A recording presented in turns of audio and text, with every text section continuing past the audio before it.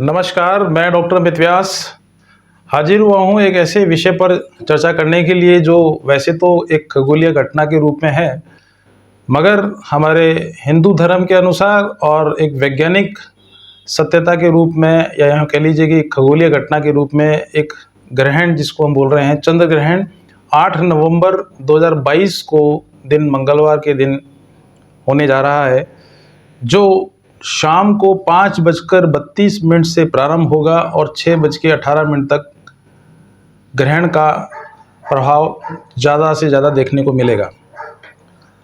सबसे बड़ी बात यह कि इस प्रकार के जो ग्रहण जो होने जा रहा है वो इस सदी के अंतर्गत, या इसे कह लीजिए कि बहुत सालों पहले कभी ऐसा एक साथ हुआ कि 15 ही दिनों के अंतर में सूर्य ग्रहण भी हुआ और अब चंद्र ग्रहण भी होने जा रहा है। तो निश्चित रूप से ये खगोलीय घटना कहीं ना कहीं मानव सभ्यता या मानव जीवन पर तो बहुत प्रभाव देखने को मिलेगा ही, मगर एक ज्योतिष के दृष्टिकोण से जब हम देखते हैं तो जब सूर्य का ग्रहण लगता है तो उसके वजह से विभिन्न राशियों पर लगभग 40 दिन तक उसके प्रभाव देखे जा सकते हैं, और ठीक 15 दिनों बाद में ही चंद्र ग्रहण होने जा रहा है। तो निश्चित रूप से जब चंद्रमा का ग्रहण होता है तो उसका प्रभाव मानव जीवन पर लगभग 27 दिनों तक देखने को मिलता है।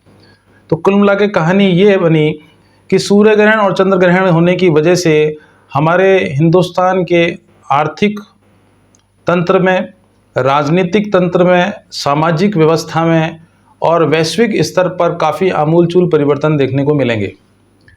और ऐसा देखने में भी आया कि जब महाभारत की घटना घटित हुई थी उस समय पर भी सूर्य ग्रहण और चंद्र ग्रहण 15 दिन के अंतराल से हुए थे, और जिसका खामियाजा मानव सभ्यता को भुगतने को मिला था।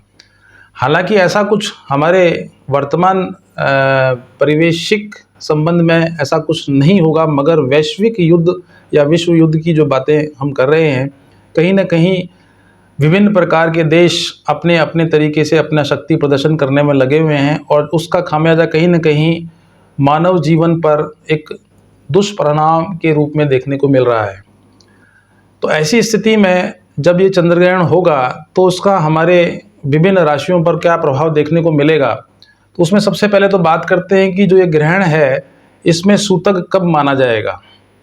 देखिए, सूतक के बारे में ये है कि अगर सूर्य ग्रहण होता है तो सूर्य ग्रहण जब लगता है या होता है प्रारंभ, उससे सही 12 घंटे पहले से ही सूतक लग जाते हैं, मगर चंद्र ग्रहण की स्थिति में ये अवधि होती है 9 घंटे पहले की, अर्थात 5:18 से जो ग्रहण प्रारंभ होगा, अगर उसमें से हम सीधे सीधे 9 घंटे अगर कम करते हैं तो 9:21 से, यानी सुबह 9:21 से सूतक प्रारंभ हो जाएगा, जो कि शाम को चंद्र ग्रहण होने तक, यानी 6:18 तक वो रहेगा, जिस दौरान हमारे द्वारा कोई पूजा पाठ या किसी प्रकार का शुभ मंगली कार्य करना निषेध माना गया है।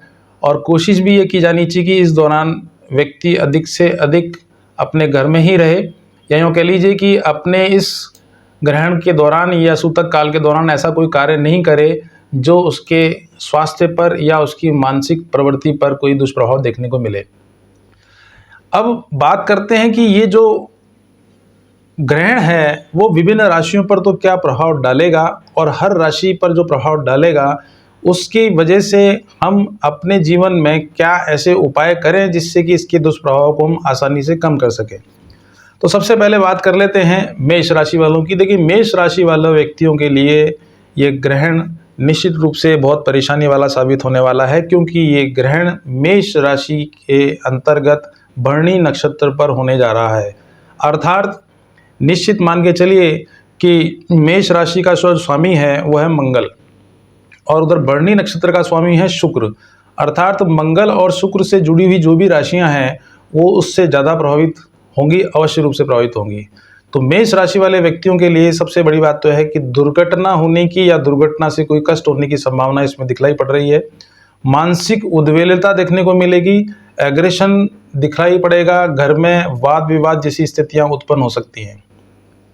तो ऐसी स्थिति में ग्रहण के दौरान या सूतक के दौरान आपको हनुमान चालीसा का पाठ करना है, और आने वाले लगभग 25 से 30 दिन भी आप हनुमान जी की पूजा करेंगे तो निश्चित रूप से इस चंद्र ग्रहण का दुष्प्रभाव कम से कम देखने को मिलेगा। अब बात कर लेते हैं वृषभ राशि वालों की। देखिए, वृषभ राशि का स्वामी भी शुक्र है और जैसा कि मैंने आपको बताया कि शुक्र के ही नक्षत्र में ये ग्रहण हो रहा है, तो वृषभ राशि पर भी निश्चित रूप से इसका दुष्प्रभाव देखने को मिलेगा।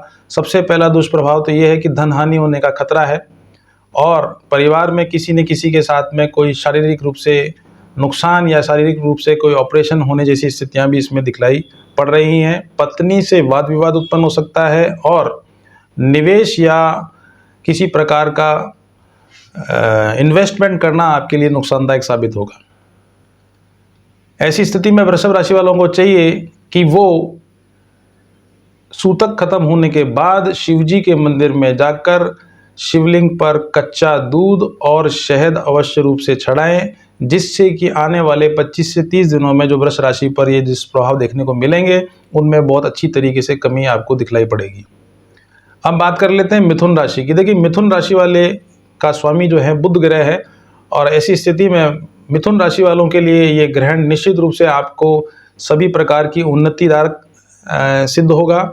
आपके लिए सभी प्रकार के लाभों में वृद्धि देखने को मिलेगी। आपके द्वारा लिए गए निर्णयों का आने वाले समय में आपको लाभ देखने को मिलेगा। और दूसरी स्थिति यह है कि सूर्य और बुध की पॉजिटिव स्थिति कहीं ना कहीं आपको आर्थिक लाभ देने के साथ साथ में पदोन्नति भी दिला सकती है। हालांकि आपको पेट से संबंधित समस्या या माइनर डिप्रेशन जैसी बीमारी जैसे होने के योग भी इसमें दिखलाई पड़ रहे हैं।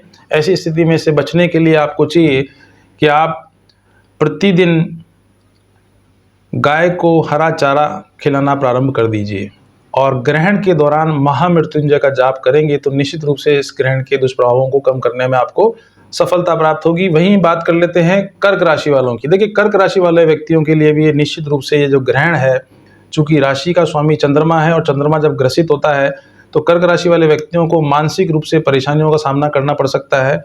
घर में विवाद जैसी स्थितियां उत्पन्न देखी जा सकती है। माता के स्वास्थ्य में उतार चढ़ाव देखने को मिलेगा, लेकिन वहीं दूसरी ओर सभी प्रकार के सुखों की प्राप्ति होगी, वैभव में वृद्धि होगी, यश सम्मान और पद प्रतिष्ठा की वृद्धि देखने को मिलेगी।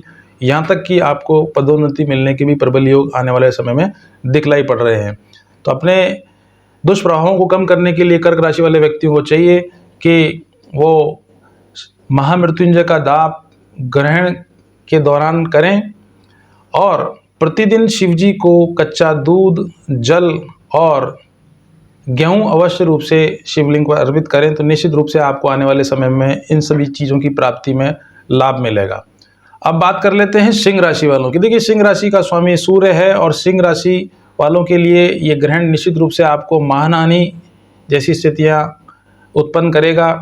अपयश की प्राप्ति हो सकती है, किसी से विवाद हो सकता है, शत्रुओं से कष्ट प्राप्त हो सकता है और आर्थिक नुकसान जैसी स्थितियां भी देखने को मिल रही हैं। ऐसी स्थिति में ग्रहण के दौरान आप हनुमान चालीसा का पाठ अवश्य रूप से करें और प्रतिदिन सूर्य को जल अवश्य रूप से चढ़ाएं और एक चांदी का कड़ा अवश्य रूप से धारण कर लें। अब बात कर लेते हैं कन्या राशि वालों की। देखिए, कन्या राशि वालों के लिए यह ग्रहण निश्चित रूप से उन्हें शारीरिक कष्ट अवश्य रूप से प्रदान करने वाला है। आंखों से संबंधित समस्या, कफ से संबंधित समस्या और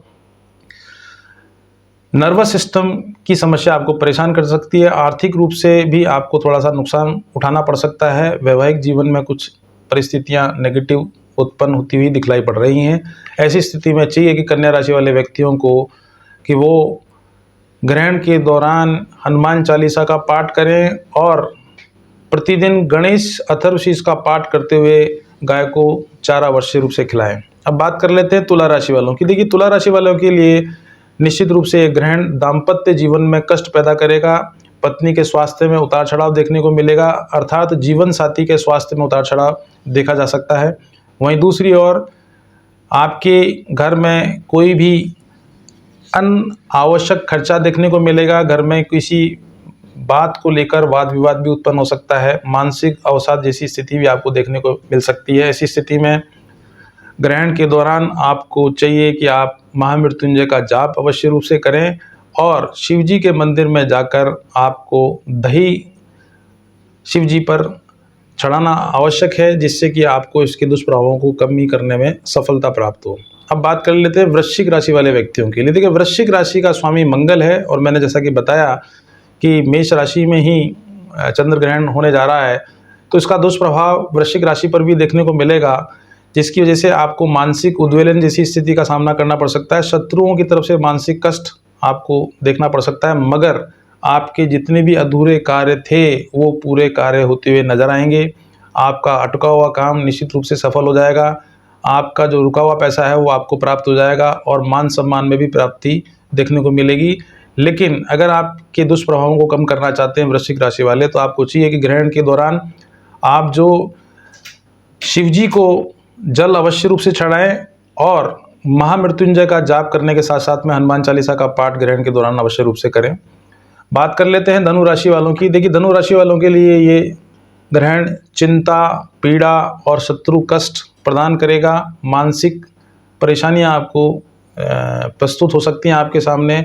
आर्थिक विकास की गति में थोड़ी सी धीमापन देखने को मिलेगा। ऐसी स्थिति में ग्रहण वाले दिन आपको चाहिए कि आप सूतक से लेकर और ग्रहण समाप्त होने तक घर से कम निकलें, अन्यथा आपके शारीरिक रूप से कोई परेशानी आपको देखने को मिल सकती है और महामृत्युंजय का जाप आपको ग्रहण के दौरान अवश्य रूप से करना है।